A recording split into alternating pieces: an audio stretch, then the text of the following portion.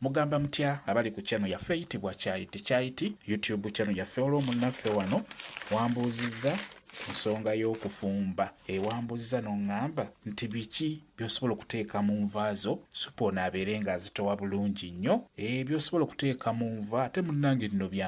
byangu nnyo olina kugula gwe bayita Asmart mu abakyala abaana abawala nawe abuuzizza ekibuuzo ekyo bw'oba oyagala supu wo abeere muzito ow'enva b'ofumbira bakwewuunye enfumba gy'ofumbamu ng'oyagala kasupu kabeere kazito kabeere kalungi Asmart mulungi nnyo. Asmart oyo atundibwa mu maduuka wamu ne ku buddala buno obutunda nnyaanya butungulu wamu ne mu butale wonna Asmart waali. Kati Asmart oyo mulungi nnyo azitoya enva by'olina okutunuulira gw'omwana omuwala omukyala naddala ng'oyingidde obufumbo n'ekyo ekyokufumba kikulu nnyo kuba bw'ofumba emmere etawooma bw'ofumba enva ezitawooma ezitali nnungi omwami ono agenda kulekawo emmere agenda ali mu woteeri oba agenda ali eyo gye yafunye oyo agenda omufumbira emmere egenda omuwoomera n'olwekyo kikulu nnyo fumba akava akalungi fumba emmere ennungi naddala gw'omwana omuwala omukyala bw'oba oyagala okufumba enva ezitowa nga zirabika bulungi nga ziwooma Asmart oyo mulungi nnyo akikolako bulungi nnyo ekyokuzitoya enva agenda kuwa enva empoomu ate nga supu